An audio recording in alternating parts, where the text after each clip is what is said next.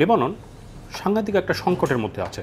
মঙ্গলবার আর বুধবার তাদের ওখানে শত শত পেজার আর ওয়াকি টকি বিস্ফোরণের কারণে বেশ কিছু লোক নিহত এবং আহত হয়েছে।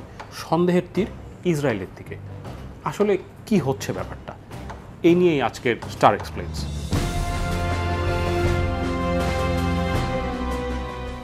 গল্পটা একটু পেছন থেকে শুরু করা যাক। 1990-এর দশক শুরুর দিকে, 92-93, হঠাৎ করেই বেশ কিছু সুইসাইড বম্বিং শুরু করলো হামাস। তাদের বোমা বানানোর বা বোমার যে শক্তি, সেটা দেখে তারা একটু আশ্চর্য হতে লাগলো, কারণ এই ধরনের বোমা তারা আগে দেখেনি সেরকম করে। আর গাজার ভেতরে সেরকম করে টিএনটি অথবা ওই রকম কোনো বিস্ফোরক দ্রব্য পাওয়া যায় না, তাই তারা ভাবছিল কীভাবে এই বোমাগুলো হামাস বানাচ্ছে। বেশ কয়েকটা সুইসাইড বম্বিংয়ের পরে একটা সুইসাইড বম্বিংয়ের ক্ষেত্রে ওটা ফেল করে। তখন 3 জন সুইসাইড বম্বারকে ধাওয়া করে ওরা ধরে ফেলে। আর ওই গাড়িতে যেখানে বোমা রাখা ছিল সেখানে প্রায় বেশ অনেকখানি ওরা বিস্ফোরক পায়, যেটা পরে ওরা ফাটায়। তো এই 3 জন যে সুইসাইড বম্বার, তাদেরকে বেশ করে ইন্টারোগেশনের পরে তারা জানতে পারল যে এই বোমা যে বানাচ্ছে তাকে ওরা আল মুহান্দিস বলে, দ্য ইঞ্জিনিয়ার। ইয়াহিয়া আইয়াস তার আসল নাম। ওরা বলল যে বিস্ফোরক খুব একটা ব্যবহার করে না, এই কাঁচা বাজারে কিনতে পাওয়া যায় এরকম জিনিসপত্র দিয়েই ও বোমা বানিয়ে ফেলে। এবং তখন ইসরায়েলের যে গোয়েন্দারা, তাদের যে নিরাপত্তা বাহিনী, তারা এই আইয়াসের পেছনে ঘুরতে লাগলো এবং তার খবরাখবর নিতে লাগলো। এক পর্যায়ে তারা জানতে পারলো যে আইয়াস যখন গাজা শহরে আসে তখন তার ছোটবেলার বন্ধু তার বাসায় থাকে, ওসামা আহমেদ। তার চাচা কামেল আহমেদ, সে হচ্ছে ইসরায়েলের যে বাহিনী তাদের ইনফরমারের মতো আগের থেকেই ছিল। তখন সেই লোককে, তাদের ইনফরমারকে একটা মোবাইল ফোন দেয়। এটা 95 সালের নভেম্বর ডিসেম্বরের দিকে কথা। তখন মাত্র মোবাইল ফোন চারিদিকে চালু হচ্ছে। তো সেই সময় তাকে বলে যে তুমি এই মোবাইল ফোনটা নিয়ে যাও, এটা তোমার ভাস্তেকে দেবে। কারণ ওরা খবর নিয়ে জানতে পেরেছিল যে এই 2 বন্ধু খুব ক্লোজ এবং ওই বন্ধুর কাছ থেকে প্রায় আয়াস বিভিন্ন জিনিসপত্র নিয়ে যায়। তো মোবাইল ফোন দেখলে সম্ভাবনা আছে সে এটা ব্যবহার করবে। যখন নিয়ে ওর ভাস্তেকে দেয়, ভাস্তের কাছে পরের বার যখন আসে আয়াস, তখন দেখতে পায় মোবাইল ফোন এবং মোবাইল ফোন নিয়ে এসে ব্যবহার করা শুরু করে। এই মোবাইল ফোনে যখন আয়াসকে তার বাবা ফোন করে, তখন ওরা রিমোটলি এটার উপরে শুনছিল। যেই ফোনে 2 জনের কথা হচ্ছিল, ওরা বুঝতে পারে যেটা আয়াস কথা বলছে ওর বাবার সাথে এবং তার কাছে আর তেমন কেউ নেই বা এরকম কিছু একটা। তখন ওরা মোবাইল ফোনটা ফাটিয়ে দেয়, রিমোট ডেটোনেশন করে এক্সপ্লোড করে এবং তখন আয়াস মারা যায়। এটা 96 সালের ঘটনা। তখন থেকেই প্যালেস্টিনিয়ানরা, বিশেষ করে যারা যোদ্ধা ইসরায়েলের সাথে যুদ্ধ করছে, এরা অপরিচিত কারো কাছ থেকে মোবাইল ফোন নেওয়া বা এই ধরনের ডিভাইসের ব্যাপারে খুব সন্দেহ নিয়ে থাকে এবং সাধারণত অন্য কারো কাছ থেকে বা অপরিচিত কারো কাছ থেকে এ ধরনের ডিভাইস ওরা নেয় না। এবারে আসি এখনকার অবস্থায়। এই যে আগেকার একটা ঘটনা, সেটা তো আছেই। গত বছর নভেম্বর ডিসেম্বরের দিকে লেবাননের যে মিলিশিয়া গ্রুপ হেজবোল্লাহ, যেটাকে ইরান সাপোর্ট দেয়, সেই হেজবোল্লার যে নেতারা, নেতৃত্বস্থানীয় পর্যায়ে তারা এবং যোদ্ধাদের মধ্যেও এক রকমের সন্দেহ দেখা দিল যে ওদের স্মার্টফোন দিয়ে ওদেরকে ট্র্যাক করা হচ্ছে। তো নেতৃস্থানীয় যারা ছিল তারা বলল যে না, এই মোবাইল ফোন আস্তে আস্তে আসলে বন্ধ করে দিতে হবে, এইটার ব্যবহার করা যাবে না। এবং তাদের যে নেতা হাসান নাসরাল্লাহ, সে এই বছরই ফেব্রুয়ারি বা মার্চের দিকে একটা ভাষণে তখন বলেছে যে তোমাদের মধ্যেই ইসরায়েলের এজেন্ট ঢুকে গেছে, তোমাদের মোবাইল ফোন দেখো আর তোমাদের বউ বাচ্চাদের মোবাইল ফোন দেখো, সব এই এক একটা ইসরায়েলি এজেন্ট, আর কিছু ওদের দরকার নেই। তো তার আগের থেকে সিদ্ধান্ত ছিল যে ওরা আস্তে আস্তে মোবাইল ফোন ব্যবহার করা বন্ধ করে দেবে। এখন হেজবোল্লাহ নিজে দাবি করে তাদের 1 লাখ সৈন্য আছে, না হলেও 30,000 থেকে 50,000 সৈন্য তো আছেই। তো একবারে তো ওরা একটা দুটো করে কিনবে না, অনেকগুলো করে পেজার কিনবে। তারা ঠিক করলো যে ওরা মোবাইল ফোন বাদ দিয়ে পেজারে চলে যাবে, কারণ পেজারকে ট্র্যাক করা যায় না, ট্র্যাক করা খুবই মুশকিল, ইনফ্যাক্ট প্রায় যায়ই না বলা যায়। এবং ওদেরকে বলা হলো যে তোমরা বাড়ির থেকে বের হওয়ার সময় মোবাইল ফোন রেখে আসবে আর পেজার নিয়ে করবে, স্পেশালি যখন অপারেশনে যাবে অথবা কোনো মিটিংয়ে আসবে এরকম। সেই মতো ওরা কাজ শুরু করলো। ধরে নেওয়া যায় যে এই মার্চ এপ্রিলের দিকে, ওরা বলছে 5 মাস আগে এই পেজারগুলো কিনেছিল। তো ওই রকম সময় এই পেজারগুলো তার আগে থেকে অর্ডার দেওয়া ছিল, এই পেজারগুলো তখন থেকে তারা ব্যবহার করা শুরু করেছে। একই সময় ওরা এক ব্যাচ ওয়াকিটকিও নিয়ে ব্যবহার করা শুরু করেছে। এখন পর্যন্ত যেটা দেখা যাচ্ছে যে 3000 মানুষ আহত হয়েছে, আর 600 মানুষ, 3000 মানুষ আহত হয়েছে পেজার বিস্ফোরণে, আর ওয়াকিটকির বিস্ফোরণে আহত হয়েছে 600 মানুষ। বিভিন্ন জায়গার রিপোর্টে দেখা যাচ্ছে যে তারা 5000 পেজার ওই সময় এনেছিল। এখন এটা ইসরায়েল তাহলে করবে কিভাবে? তাহলে প্রথম কথা হচ্ছে যে ইসরায়েলের তো আগে জানতে হবে যে ওরা পেজারে শিফট করছে, তারপরে ইসরায়েলের জানতে হবে ওরা কোথা থেকে পেজার কিনবে, এবং যেই কোম্পানির কাছ থেকে কিনবে সেই কোম্পানির ফ্যাক্টরিতে গিয়ে যখন পেজার বানাচ্ছে তার ভেতরে অল্প অল্প 1 থেকে 3 গ্রাম, 1 থেকে 3 গ্রাম মানে আপনার একটা সিগারেট যতটুকু ওজন ততটুকু ওজনের বিস্ফোরক, এটা দিয়ে দিবে হচ্ছে ওই ফোনের ভেতরে, এবং সেই বিস্ফোরণ ঘটবে একটা স্পেসিফিক কোড পাঠালে তারপরে।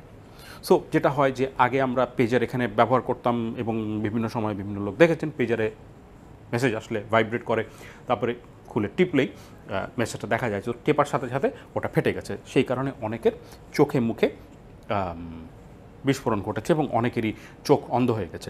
এক ডাক্তার বলছিল যে সে তার 25 বছরের ডাক্তারি জীবনে যত না চোখ তার কেটে ফেলে দিতে হয়েছে, এই এক রাতে তার থেকে বেশি কাটতে হয়েছে, এবং এগুলো সব 20 থেকে 30 বছরের যুবকদের। খুবই, সে বলছে যে আমার বুক ভেঙে গেছে, এতগুলো মানুষের এরকম অন্ধত্ব, এটা খুব দুঃখজনক। এখন ওই পেজার এবং ওয়াকিটকি দুটোর ক্ষেত্রেই যেই কোম্পানির কাছ থেকে কিনেছে, পেজার কেনা হয়েছিল তাইওয়ানের গোল্ড অ্যাপোলো বলে একটা কোম্পানি। সেই গোল্ড অ্যাপোলো বলেছে যে আমরা তো এখন আর এই জিনিস বানাই না, আমরা এইটা আউটসোর্স করে দিয়েছি হাঙ্গেরির একটা কোম্পানির কাছে, বিএসি কনসাল্টিং। হাঙ্গেরির ওই কোম্পানিটির যে দপ্তর সেটা হচ্ছে বুদাপেস্টে, হাঙ্গেরির রাজধানী। সেখানে গিয়ে খবর নেওয়ার পরে জানা গেল ওখানেও আসলে ফ্যাক্টরি নেই, এবং ওখানে যে যে হচ্ছে কন্ট্যাক্ট, সে কোনো একটি সংবাদ মাধ্যমকে বলেছিল যে আমি তো এখানে কোথায় বানিয়েছি আমি তো জানি না, আমি তো খালি এখানকার মিডল ম্যান, আমি জাস্ট মাঝখানে ইন্টারমিডিয়েটের মতো, একদিকে অর্ডার আসে আমি খালি এগুলো শিপিং করি। গোল্ড অ্যাপোলো বলছে যে আমরা এখন আর এই পেজার বানাই না খুব একটা, আমরা যেটা বানাই ওটা হচ্ছে ওই যে ডিস্ক, বিভিন্ন রেস্টুরেন্টে গেলে যেরকম অর্ডার দেওয়ার পরে একটা ডিস্ক দিয়ে দেয়, অর্ডার রেডি হলে ওটা কেঁপে ওঠে, বিপ করে, সেই রকম জিনিস বানায়। এছাড়া তেমন কিছু ওরা, এটা হচ্ছে ওদের সবচেয়ে বড় সেলার। আইকম যেটা ওয়াকিটকির কোম্পানি, ওটা জাপানে, ওরা বলছে যে আমরা শেষ ওয়াকিটকি বানিয়েছি এই মডেলের ওয়াকিটকি 2014 সালে। আর তাইওয়ানি কোম্পানিটা বলছে আমরা 3 বছর আগে আমাদের পুরো ম্যানুফ্যাকচারিং আউটসোর্স করে দিয়েছি ওই সেই হাঙ্গেরিয়ান ফ্যাক্টরির কাছে, ওই কোম্পানির কাছে। ওরা আমাদের ব্র্যান্ড লোগো ইউজ করে, কিন্তু আমরা এই ব্যাপারে কিছু জানি না, আর কিছু পরিমাণ টাকা আমাদের কাছে আসে লাভের ভাগ হিসেবে। তাইওয়ানি কোম্পানির যে মালিক, সে বলছে যে এই টাকাটা আসার সময় বেশ একটু ঝামেলা ছিল, ওদের টাকাগুলো আসছিল মিডল ইস্টের ভেতর দিয়ে, হাঙ্গেরি থেকে আসছিল না। তো এখানে দুরকম সম্ভাবনার কথা অনেকেই বলছে। একটা হচ্ছে যে পেজারগুলোর এমনভাবে ডিজাইন করা, পেজারগুলোর ভেতরে তারা কোনো একটা ফ্রিকোয়েন্সি, কোনো একটা কোডিং করে ওই ব্যাটারিটাকে অনেক বেশি গরম করে ফেলে তারপরে সেটাকে ফাটিয়ে দিয়েছে, সেটা একটা। অথবা পেজারগুলোর ভেতরে ছোট্ট ছোট্ট করে একটু একটু করে বিস্ফোরক দেওয়া, সেটা ওরা ফাটিয়েছে। এটা গেল একরকম ব্যাপার। এখন বলা হচ্ছে যে এই যে শিপমেন্ট যখন আসছিল লেবাননের পথে, তখন যেহেতু লেবাননের সাথে বিভিন্ন দেশের ট্রেড এম্বার্গো আছে, কোনো কোনো দেশের স্যাংশনও আছে, সেই জন্য সবসময় বিভিন্ন রকম এরকম রপ্তানি আমদানির ক্ষেত্রে অনেক সময় তাদের সময় লাগে, কাগজপত্র চেক করে এবং সব কিছু ঠিকমতো হয়েছে কিনা এই ব্যাপারে একটু চেক করে। কোনো একটা বন্দরে তাদের এই শিপমেন্টটা আটকে রেখেছিল 3 মাস, এবং তখন আসতে চায়নি, তারা বলছিল যে আমরা তোমাদের কাগজপত্র একটু চেক করছি, তারপরে তোমাদেরকে পাঠাবো। অনেকে সন্দেহ করছে যে ওই যে 3 মাস আটকে রেখেছিল, তখনই পেজার এবং ওয়াকিটকির ভেতরে তারা অল্প অল্প করে বিস্ফোরক ঢুকিয়ে দিয়েছিল। আর কেউ কেউ সন্দেহ করছে যে আসলে এইটা একেবারে যখন তৈরি হয়েছিল ফ্যাক্টরিতে, ইসরায়েলিরাই এইরকম ভুয়া ফ্যাক্টরি বানিয়েছে, এবং তারপরে এই কোম্পানি বানিয়েছে যেটা আসলে লেবাননের কাছ থেকে অর্ডার পেয়েছে, এবং তখনই তারা এটা পাঠিয়েছে হেজবোল্লার কাছে। তো তাহলে তাদের আগের থেকে জানার একটা ব্যাপার ছিল। এখন হেজবোল্লার এত ভেতর পর্যন্ত মোসাদ যে পৌঁছে গেছে তাদের ভেতরের যোগাযোগ, তাদের ভেতরের হচ্ছে সিদ্ধান্ত, এগুলো সব ওরা জানে। এখন এই যে বিস্ফোরণে লেবাননে যে ইরানের অ্যাম্বাসাডার উনি আহত হয়েছেন, কারণ ওনার কাছে এরকম একটা পেজার ছিল।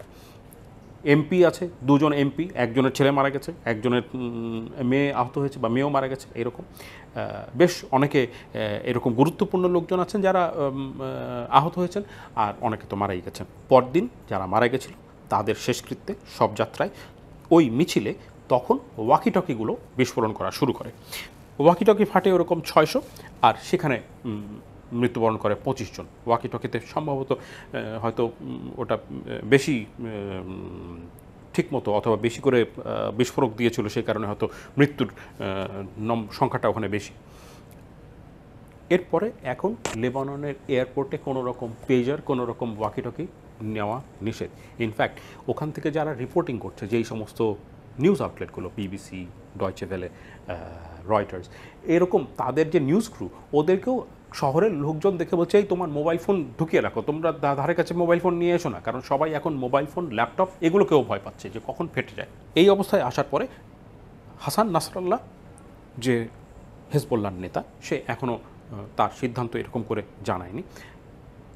সন্দেহ করা হচ্ছে দুরকম হতে পারে, যে হেজবুল্লাহ তার মতো করে একটুখানি পিছিয়ে যাবে, পিছিয়ে গিয়ে একটু হোমওয়ার্ক করবে দেখার জন্য যে কোথায় সে কম্প্রোমাইজ, তার ভেতরে কোথায় আসলে চর ঢুকেছে বা গুপ্তচর কোথায় আছে, আদৌ আছে কি না, এবং কতদিন পর্যন্ত বা কত দূর পর্যন্ত মোসাদ জানে। কারণ এখন পর্যন্ত ধরে নিতে হবে যে এখন পর্যন্ত ওরা যা যা পরিকল্পনা করেছিল সবই মোসাদ জেনে গেছে, তারা নতুন করে কিছু একটা করতে হবে। এটা এক। আর একটা হতে পারে যে না, এই সমস্ত দমে গেলে চলবে না, আমাদের আক্রমণ করতে হবে, এবং ওরা একের পর এক আক্রমণ করা শুরু করবে। মঙ্গলবারে ইসরায়েলি সরকার ঘোষণা দেয় সকালের দিকে যে এই হামাস গাজা থেকে যখন আক্রমণ শুরু হলো গত বছর অক্টোবরে, তখন থেকে লেবাননের যে হেজবুল্লাহ তাদের সাথেও যুদ্ধ শুরু হয়ে গেছে। তো লেবানন ইসরায়েলের উত্তর দিকে, ওই উত্তর দিকে ওইখান থেকে প্রায় 60,000 ইসরায়েলি ওখান থেকে বাস্তুচ্যুত হয়ে অন্য জায়গায় ফিরে আসতে হয়েছে। প্রায় 1 বছর ধরে তারা বাড়িতে যেতে পারছে না। ইসরায়েলি সরকার মঙ্গলবারই তাদেরকে কথা দিয়েছে যে তোমাদেরকে জলদি ওইখানে আবার ফেরত নিয়ে যাব, এবং তারপরেই শুরু হয়েছে এই পেজারের বিস্ফোরণ। আরও একটা সূত্র বলছে যে হেজবুল্লাহ আগে থেকে আসলে সন্দেহ করা শুরু করেছিল যে পেজারে কোনো একটা ঝামেলা আছে, এবং তারা সম্ভবত এই পেজারগুলো ফেলে দিলে তো ইসরায়েলের এত বড় একটা অপারেশন সেটা আর থাকতো না। আগে তাদের একটা পরিকল্পনা ছিল যে এই রকম 5,000 পেজার একবারে ফাটিয়ে দিয়ে তারপরে ইসরায়েল একেবারে যুদ্ধের জন্য ভেতরে ঢুকে যাবে হেজবুল্লাহকে ধ্বংস করার জন্য। সেটা এই মঙ্গলবার আর সেই সুযোগ হয়নি, আগে ভাগেই তাই ফাটিয়ে দিয়েছে। এখন অনেকে খুব চিন্তায় আছে, দুশ্চিন্তায় আছে যে লেবানন আর ইসরায়েলের মধ্যে একটা বড় যুদ্ধ শুরু হয়ে যাবে। ইতিমধ্যেই মঙ্গলবার থেকে বুধবারের মধ্যে 1 ডিভিশন সৈন্য সরা শুরু করেছে হামাসের কাছ থেকে। তারা মানে দক্ষিণে গাজা ওখান থেকে সরে ওরা যাচ্ছে উত্তরে লেবাননের বর্ডারে। এখনও পর্যন্ত সেরকম কোনো ঘোষণা দুদিকের কোনো দিক থেকে আসেনি, ইসরায়েল বা লেবানন। লেবাননের অনেকে বলছে যে আমাদের আসলে এখন একটা সিজ ফায়ার দরকার, আমাদের অনেক দিন ধরে যুদ্ধ হচ্ছে, খুব ঝামেলায় আছি। হেজবুল্লাহ কী করবে এখনও পর্যন্ত বোঝা মুশকিল। এখন দেখার বিষয় যে হেজবুল্লাহ কী সিদ্ধান্ত নেয়, হাসান নাসরাল্লাহ কী বলে, সেটা দিয়ে বোঝা যাবে তাদের ভবিষ্যৎ পরিকল্পনা কী। অবশ্যই এর মধ্যে ইরানেরও কিছু বক্তব্য থাকবে, কারণ ইরানের কাছ থেকেই তারা সমস্ত রসদ পায়, টাকা পায়, আর্মস পায়, সব কিছু। এইগুলো মিলিয়ে সিদ্ধান্ত নেবে আসলে তারা ভবিষ্যতে কী করতে যাচ্ছে। তার আগ পর্যন্ত অবস্থা বলা যায় বেশ একটু থমথমে।